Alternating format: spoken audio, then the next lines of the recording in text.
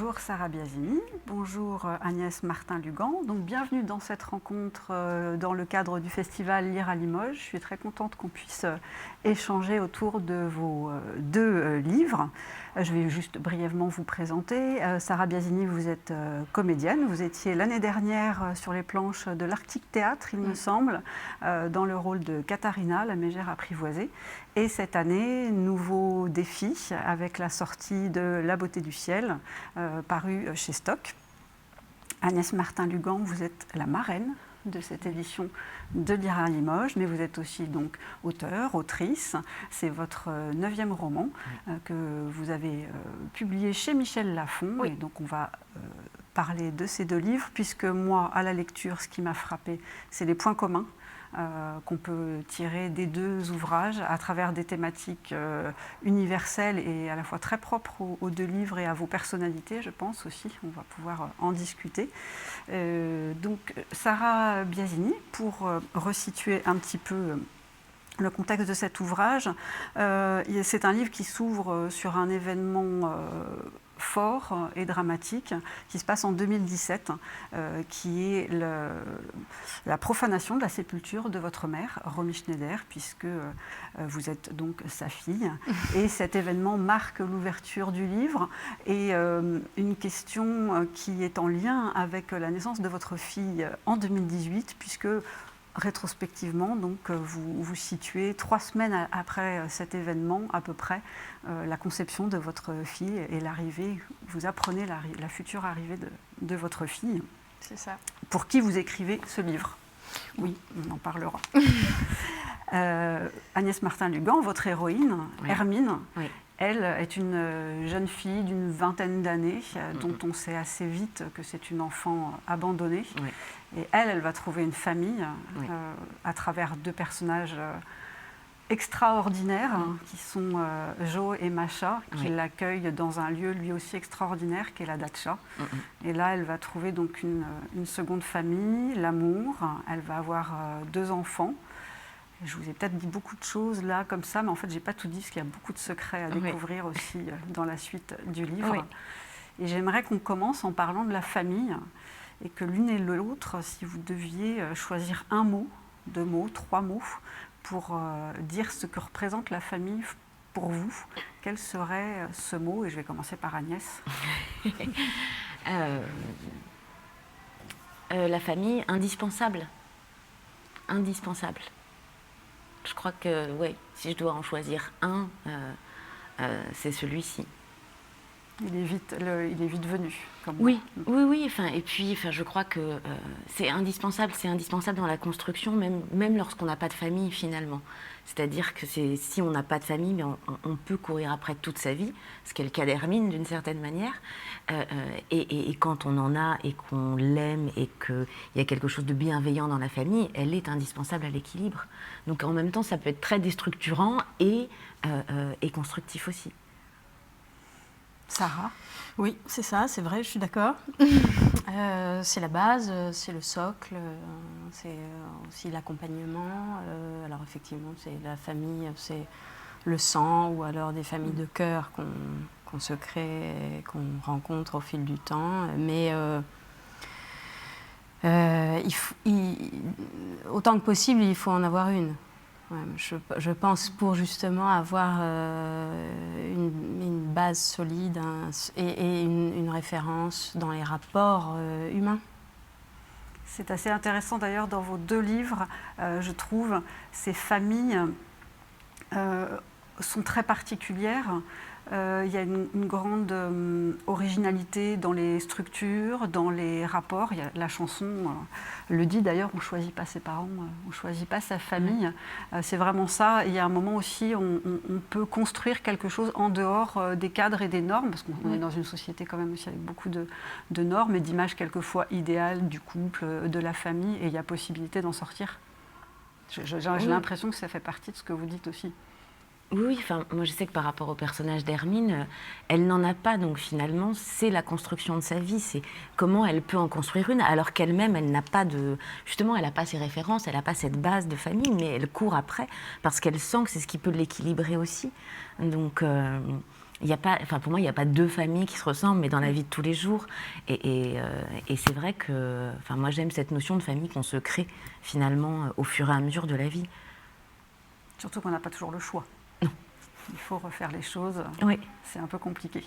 Alors, c'est la mort aussi. On va peut-être aborder un sujet un peu grave pour commencer à aller vers des choses plus légères ensuite. Mais c'est un élément aussi fondamental de vos deux récits et qui constitue aussi beaucoup, alors j'allais dire vos personnages, mais on a une fiction et un récit autobiographique, mais peut-être que vous pourrez nous dire si vous n'êtes pas devenu un personnage de fiction quelque part aussi. Mais la mort, vous l'affrontez, enfin vraiment, elle est prise de front. Alors peut-être Sarah, vous pourriez nous dire, bien sûr quand on est confronté enfant à la mort d'un parent, je suppose que bien sûr ça change tout le rapport à la mort, mais chacun le gère parfois différemment. On peut avoir envie de mettre les choses sous le tapis.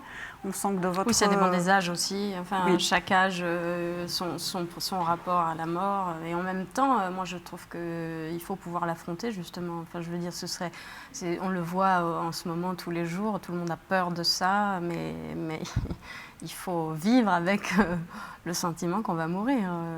Alors, bien sûr, il y a des accidents, bien sûr, il y a des maladies, il y a toutes sortes. Mais... en tout cas, ce sont des événements qui vous éprouvent aussi. Enfin, quand vous êtes confronté à ça, dans votre famille ou parmi vos proches, ça vous permet aussi de vous éprouver, de vous confronter à vos propres sentiments, à votre peur, à votre courage, votre audace. Voilà, donc en même temps, moi, oui, je pense que je voulais en faire une force et j'ai été élevée dans une famille justement qui voulait en faire une force, enfin qui ne voulait pas du tout s'appesantir sur le drame et sur, sur la noirceur de la chose. Mais c'est ce que j'ai trouvé cette phrase, enfin ce titre d'une chanson de Jacques Higelin, pour rester sur la musique, qui dit la mort est le berceau de la vie. Donc, je veux dire, tout ça, ça va ensemble. Il faut. Et j'ai eu l'impression que justement, c'est en acceptant de regarder la mort et de se pencher sur ce que ça me faisait, que j'ai pu justement en faire quelque chose de vivant. Et j'ai trouvé ma vitalité là-dedans, je pense. Et de l'affronter, on a l'impression, et de l'apprivoiser aussi tout au long d'une vie, en ayant conscience que les gens qui continuent de nous accompagner ne sont pas éternels, et puis jusqu'à cette question par rapport à l'arrivée de votre fille, où vous le dites carrément, ça parcourt la tête de tout parent, bien sûr, perdre son enfant, mais où là aussi, il faut affronter cette question-là. Oui. Et puis en plus, bon, moi, j'ai vécu ça, j'ai vu, voilà, ma mère a perdu son premier enfant de son vivant, donc je sais que les enfants peuvent mourir avant leurs parents. Donc effectivement, je sais que c'est possible, donc je suis obligée de vivre avec. Mais en tous les cas, c'est bien aussi finalement, on se dit, bon, je connais la valeur des choses. C'est ça qu'il faut, je pense, retenir aussi, et justement, essayer de ne pas perdre de temps dans un ailleurs inutile pour aller vite, mais je veux dire, de se dire les choses, oui, et puis d'éprouver, encore une fois, d'aller rapidement vers les choses qui comptent, les sentiments qui comptent, de pas perdre son temps à tricher ou à se raconter des histoires. Ce sont des femmes fortes, vos personnages, toutes les deux. Il y a vraiment une grande force. Ce ne sont pas, je ne sais plus qui j'ai entendu dans un entretien, ce ne sont pas pour autant des livres de bonnes femmes.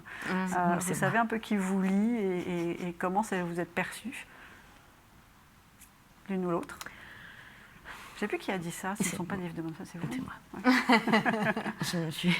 Ouais. C'est bien, c'est une bonne phrase. Je me suis un peu énervée parce que, en fait, cette expression est très péjorative et ça m'a agacée parce que, déjà, pour moi, la littérature n'a pas de sexe, homme, femme, peu importe, en fait.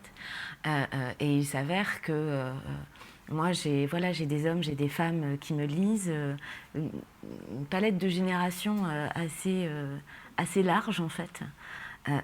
Et moi, je sais que, enfin, les lecteurs, en tout cas, ce qu'ils me disent, c'est que ils cherchent, en fait, à vivre les émotions des personnages et à s'identifier et à être embarqués dans une histoire, à plonger la tête la première et de ressentir comme eux.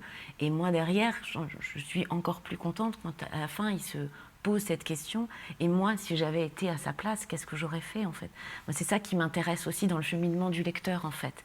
C'est de les amener à se poser cette question, en se disant que j'aurais pas forcément fait la même chose, mais je peux comprendre, en fait. Et vous n'hésitez pas à frustrer éventuellement votre lecteur à la fin, parce que c'est quand même une fin assez ouverte, ou tout du moins il y a une chose qui est empêchée, on va dire. Pour moi, elle n'est pas empêchée, en fait. Il y a toutes les réponses.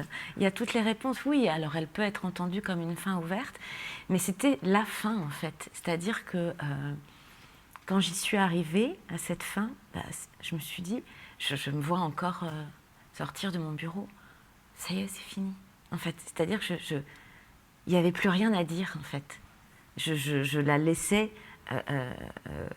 je laissais Hermine au bon endroit, à la bonne place, et avec la sécurité qu'elle méritait enfin.